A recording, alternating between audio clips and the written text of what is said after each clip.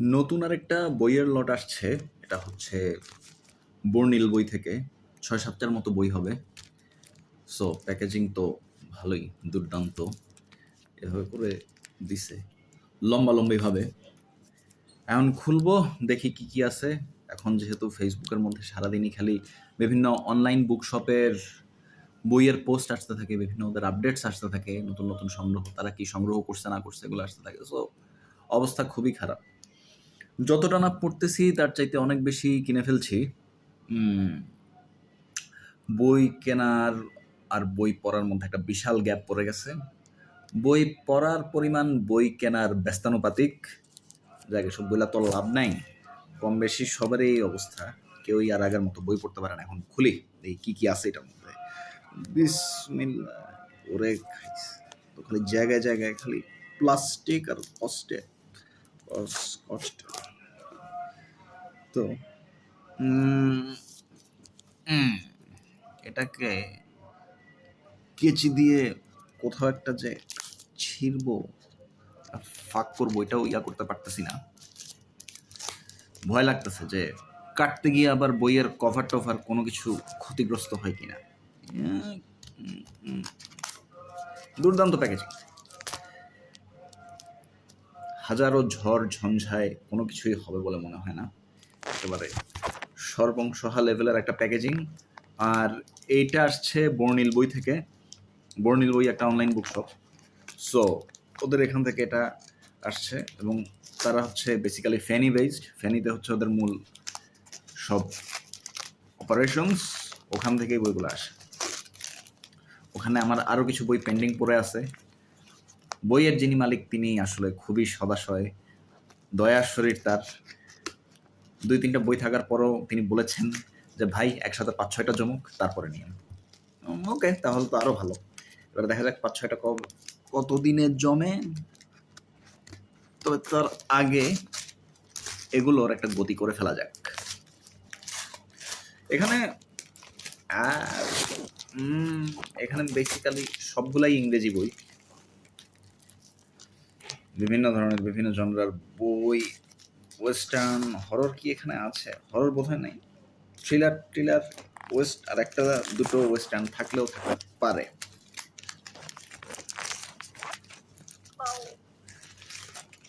এবার অধৈর্য হয়ে গেছে, আর ভাল লাগতেছে না যে খুলতে এত টাইম লাগতেছে কেন, ওয়াই।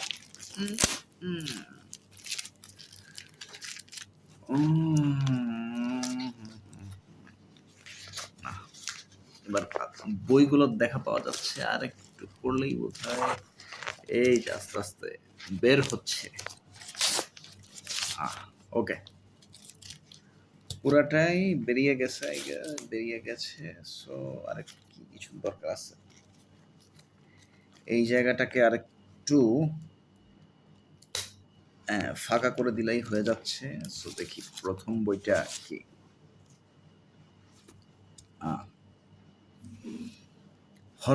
হরর বা সুপার ন্যাচারাল আছে, ওইটা দিয়েই শুরু হইলো। ডিন কুনজের দ্য মাস্ক। অনেকদিন ডিন কুনজ পড়া হয় না।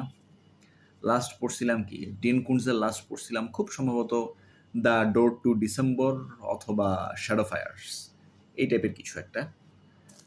সো ভাবলাম যে না, অনেকদিন কুনজ পড়া হয় না। সো কুনজ পড়ি, কুনজের লেখা যে খুব ভালো লাগে তা না, এনজয় করি একবার পড়ার জন্য, ওয়ান টাইম রিড। আর ডিন কুনজের তো আসলে মোটামুটি সব কিছুর কাহিনী এক। অনেক সময় আমি দেখা গেছে যে ডিন কুনজের অনেক লেখাই স্কিম রিডিং করে গেছি। একটা সময় খুব বিরক্ত লাগতো যে ডিন কুনজ এরকম লেখে কেন। এখন বয়স হয়েছে, ম্যাচুরিটি বৃদ্ধি পেয়েছে, এখন আমি জানি ডিন কুনজ এরকমই লেখে। সো ডিন কুনজের লেখা নিয়ে এখন আলাদা করে কোনো অভাব অভিযোগ ওগুলো কোনো কিছু নাই, কোনো ধরনের কোনো বিরক্তি নেই। মাঝে মধ্যে মনে চাইলে একটা দুইটা পড়বো, আর না হলে নাই। পরের বইটাও ডিন কুনজের দেখা যাচ্ছে, যেহেতু এই ব্যাটার ছবি দেখা যাচ্ছে এখানে। সো এটাও অবভিয়াসলি ডিন কুনজের নো শিট শার্লক। এটা হচ্ছে গিয়ে ডিন কুনজের উইন্টার মুন। কিন্তু মনে হচ্ছে যে এই বইটা একটা ব্যাড নিউজ হতে চলেছে আমার জন্য। এই বইটা ব্যাড নিউজ হতে চলেছে কারণ বইটা অনেক মোটা। ডিন কুনজের অতিরিক্ত মোটা বই পড়তে ভালো লাগে না, মনোযোগ ধরে রাখা খুবই কঠিন। আর খুব ওরকম দুর্দান্ত লেভেলের লেখক না হইলে কারো মোটা বই পড়ে আসলে মজা নেই। একজন লেখক মনে করে যে আমার ক্যারেক্টার দুর্দান্ত, আমি এখানে দুর্দান্ত ক্যারেক্টারাইজেশন করে করে আমি পেজ ফাড়ায় ফেলতেছি, এটা একটা মাস্টারপিস হবে। কিন্তু আসলে জিনিসটা সবসময় যে সব পাঠকের কাছে মাস্টারপিস মনে হবে, বিষয়টা তা না। 472 পৃষ্ঠা, পুরাটার মধ্যে পুরাটাই হচ্ছে গিয়ে মনে হচ্ছে পুরাটাই উপন্যাস, কোনো অন্য কোনো বইয়ের এক্সার্ট নাই বা অন্য কোনো কিছু নাই। একটা দুইটা যে থাকবে অন্যান্য বইয়ের পরিচিতি, সেগুলোও নাই। এবারে আর একটা, এটা মনে হচ্ছে একটা ওয়েস্টার্ন, কারণ হচ্ছে এখানে একটা ট্যাগলাইন আছে, ট্রেচারি পুলস দ্য ট্রিগার, এই কারণেই মনে হলো যে না এটা একটা western. I am right. Guns of Arizona, লেখক হচ্ছে চার্লস এন হেগলম্যান। এখানে কি বলছে? লার্জার টাইপ, নন গ্লেয়ার পেপার। বইয়ের ফন্ট অনেক বড় বড়, চোখের শান্তি। সেবা প্রকাশনীর সিঙ্গেল বইগুলোর ফন্ট যেরকম বড় থাকে, প্রায় অতটুকু বড় না হলেও কাছাকাছি। সাধারণত দেখা যায় যে ওয়েস্টার্ন বইয়ের মধ্যে এই বইটা যেই সময়কার, স্পেশালি সেই সময়ে যেসব ওয়েস্টার্ন বই প্রকাশিত হতো সেগুলোর বইয়ের ফন্ট, সেসব বইয়ের ফন্ট অনেক ছোট থাকতো। আমি যেটা বলি পিঁপড়া ফন্ট। এই বইটা আসলে কবে বের হয়েছে বোঝা মুশকিল। এখানে লেখা আছে কপিরাইট 1947, 1949। সো তার মানে এটা রিপ্রিন্ট হয়েছে কিনা হু নোস।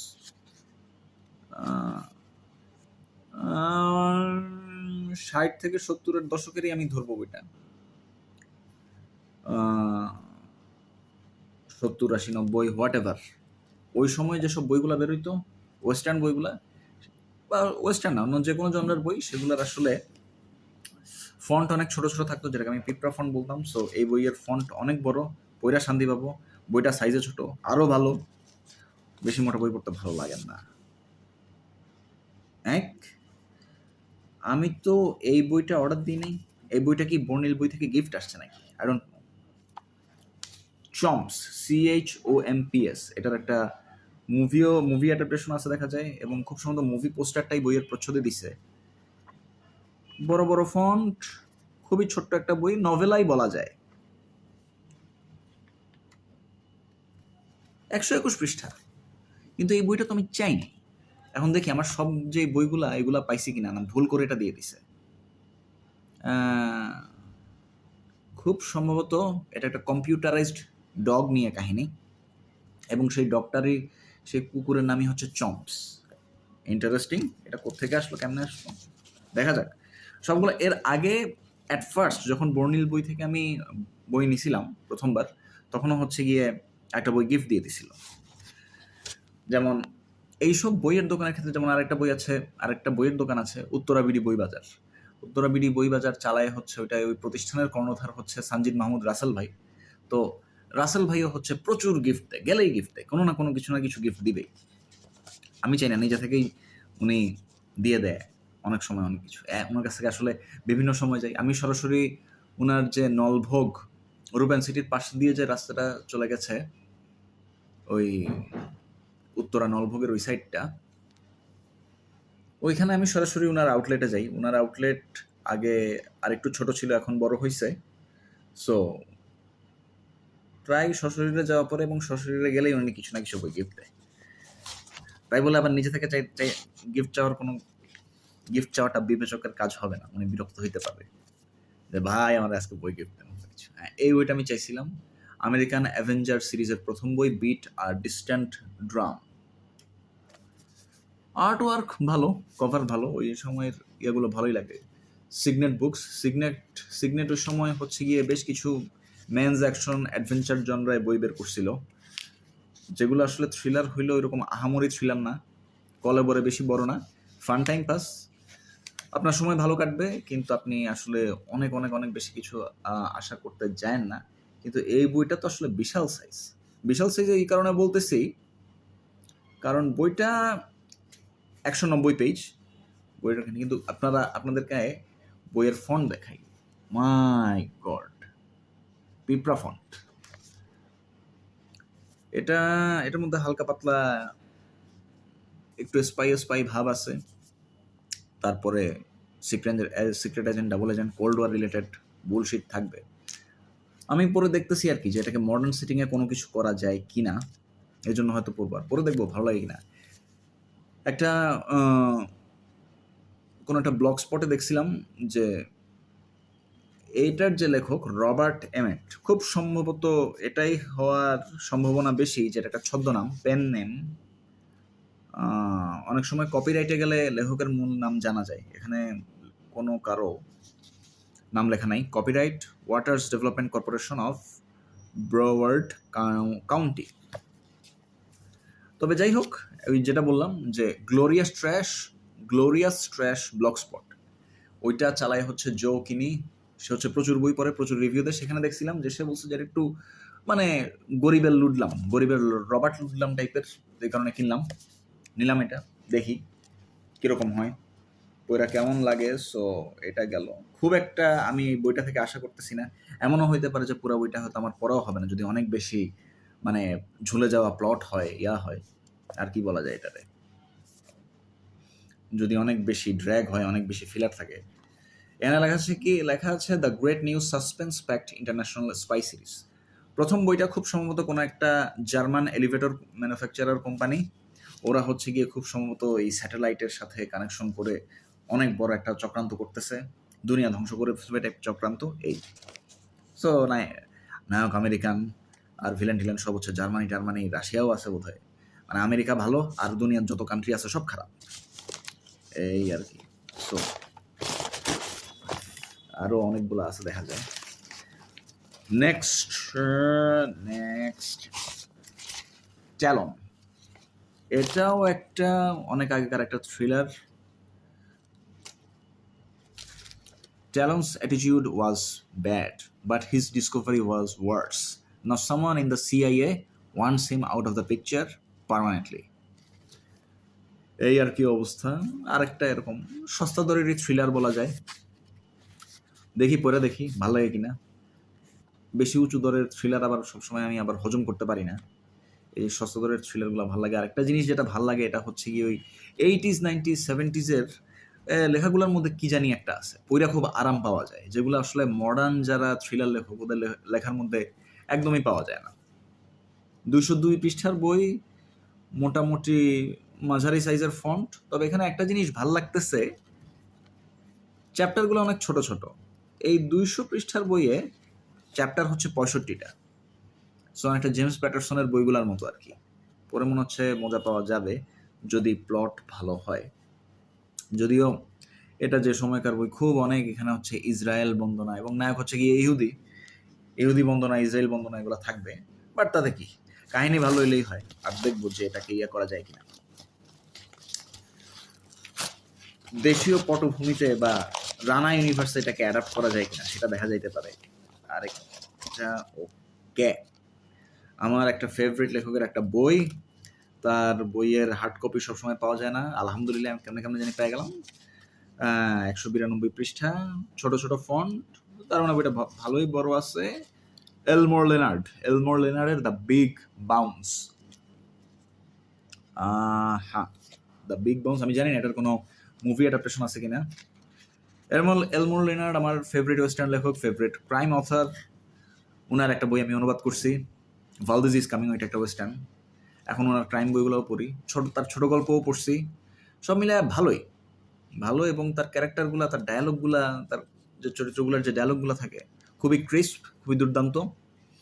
এলমোর লেনার্ডের ব্যাপারে একটা জিনিস বলি, উনি একবার একটা ইন্টারভিউতে বলছিল যে আমি প্রথমে লেখার পর যদি মনে হয় যে এটাকে লেখা লাগতেছে, গল্প লাগতেছে না, তাইলে আমি আবার ওইটাকে রিরাইট করি। তার এই জিনিসটা সে যে শেয়ার করছে আমার কাছে দুর্দান্ত লাগছে, যে মানে একটা রাইটিংকে, তার লেখাকে সে আসলে কতটা রিয়েলিস্টিক করতে চাইলে সে এরকম একটা অ্যাপ্রোচ নিতে পারে। সো এটা একটা ক্রাইম নভেল। তার আরও কয়েকটা ক্রাইম নভেল আছে অপঠিত অবস্থায়, দ্রুত পড়ে ফেলতে হবে, রিভিউ দিতে হবে। বাট যাক, এলমোর লেনার্ড পাইলেই সুলভ মূল্যে এলমোর লেনার্ড পাইলেই কোপ হবে, কোপ। ড্যাম, আমি তো এই বইটা অর্ডার করি না, এটা কেমনে আসলো? Newton and the Quasi-Apple, a science fiction novel by Stanley Schmidt. He fought alone against the gods from outer space. ও বাবা, আমি এটা অর্ডার করি নাই, জীবনে অর্ডার করি নাই।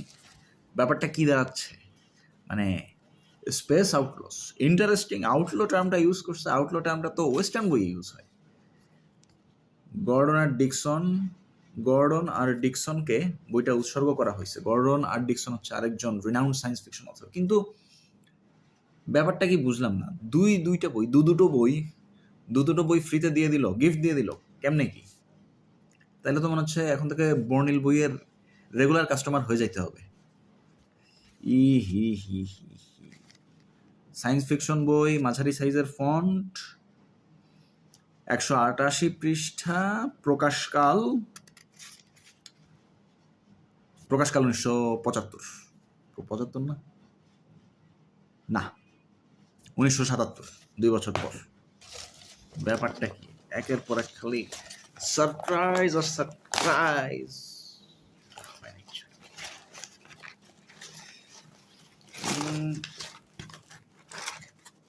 ওকে, ইয়েস, এই বইটা আমি অর্ডার দিয়েছিলাম। Jim Keogh is running for his life from an enemy he is never seen and for a reason he never even suspects. Peter ড্রিসকলের দ্য উইলবি কনস্পিরেসি। তার লেখা কেমন লাগে আমার কাছে? তার লেখা কি ভালো লাগে? তার লেখা মোটামুটি লাগে। আর খুব সম্ভবত ব্রিটিশ লেখক, ওই আমলের এই বই অতটা ভালো নাও লাগতে পারে। কবেকার বই এটা? হ্যাঁ, ব্রিটিশ লেখকই হবে সে। First published in Great Britain by Macdonald and company, copyright Peter Driscoll, 1972। আর এইখানে এই বইটা, এই সংস্করণটা, গ্রানাডা পাবলিশিংয়ের এই সংস্করণটা হচ্ছে 1982 সালের। সো তার লেখা মোটামুটি লাগে, অর্থাৎ খুব একটা ভালো লাগে না। আমি তার ওইভাবে ফ্যানও না। পাইসি দেখে এই বইটা কিনলাম। কিন্তু কেন? এই কারণটা বোধহয় বলা জরুরি, একটু ব্যাখ্যা করা জরুরি। সেটা হচ্ছে যে পিটার ড্রিসকলকে নিয়ে আমার একটা খুব নস্টালজিক একটা ব্যাপার আছে, নস্টালজিয়া কাজ করে পিটার ড্রিসকলকে নিয়ে আমার একটা খুব ভালো স্মৃতি আছে। সেই স্মৃতির ব্যাপারে ইলাবোরেটলি আমি পরে আরও বলবো। বাট যেটা বলি যে আমি তো ছোট থাকতে বাংলা বই পড়তাম, ইংরেজি বই তো আমার একদমই পড়া হতো না। এবং আমি চিন্তা করতাম যে এখন হচ্ছে গিয়ে উল্টাটা হয়ে গেছে, এখন ইংরেজি বই এত পড়া হয় যে বাংলা বলতে গেলে পড়াই হয় না। সো এখন যেটা হয়েছে যে এখন তো ইংরেজি বই পড়ার উপরেই থাকে, ইংরেজি বই অধিকাংশ সময় কিনি। আমার সংগ্রহে এখন অধিকাংশ বই ইংরেজি বই।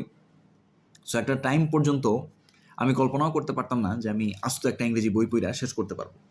বাট সামহাও সেটা থেকে আমি বের হয়ে আসতে পারছি। কল্পনার চাইতেও বেশি কিছু হয়ে গেছে এখন। সো তাহলে এইগুলো আমার এই ব্যাপারটার সাথে, আমার ইংরেজি বই পড়ার সাথে পিটার ড্রিসকল, এই ব্যাটার সম্পর্ক কি? এই ব্যাটার সম্পর্ক হচ্ছে যে আমি প্রথম ইংরেজি বই কিনতে, মানে ইংরেজি বই পড়বো এই সিদ্ধান্ত নেওয়ার পর আমি প্রথম যাই নীলক্ষেতে, এবং নীলক্ষেতের ফুটপাথ থেকে আমার এখনো মনে আছে, আমি খুব অল্প, একেবারে অল্প, মানে অবিশ্বাস্য কম মূল্যে আমি 4টা বই কিনছিলাম। এবং এই 4টা বইয়ের একটা বই ছিল এই পিটার ড্রিসকলের একটা বই, দ্য বারবোজা ক্রিডেন্সিয়ালস। সো এবং আমার কাছে মনে হচ্ছিল যে এই লেখক তো দারুণ, কারণ বইয়ের প্রচ্ছদটাও ফাটাফাটি ছিল। আমি কাইন্ড অফ প্রচ্ছদ দেখেই বইটা কিনছি। তো পড়ার পর মোটামুটি লাগছে, প্রচ্ছদ দেখে যতটা জোস লাগছে, আহামরি লাগছে, ওই রকম কিছু মনে হয় নাই, বাট ভাল লাগছে ওভারঅল। তো এই কারণে চিন্তা করলাম যে আরে পিটার ড্রিসকলের বই অনেক দিন পর, সেই 2007-8 সাল, সেই 2007-8 সালের দিকে হয়তো একবার কিনছিলাম নীলক্ষেতের ফুটপাথ থেকে পিটার ড্রিসকলের বই। এবার আজকে একটা পাইলাম। তবে যেহেতু থ্রিলার, আমি তো ট্রাই করবই যে দেখা যায় এটার কোনোভাবে বাংলায় কিছু একটা করা যায় কিনা। সো ওভারঅল 1 2 3 4 5 6 7 8 আর এই হচ্ছে গিয়ে 9টা বই। আমি 6-7টা বইয়ের জন্য অর্ডার দিয়েছিলাম। কয়টা আমি দেখি যে কয়টা বইয়ের জন্য অর্ডার দিয়েছিলাম। 1 2 3 4 5 6 7, হ্যাঁ 7টা বইয়ের জন্যই অর্ডার দিয়েছিলাম। এর মধ্যে তারা 2টা বই বাড়তি দিয়েছে, গিফট দিয়েছে, এর আগেও একবার দিয়েছে। সো এই নিয়ে দ্বিতীয়বারের মতো গিফট পাইলাম, দুটো বই গিফট পেলাম। বর্ণিল বইকে ধন্যবাদ। যারা বই পড়েন কিনেন তাদের সবার জন্য হ্যাপি রিডিং।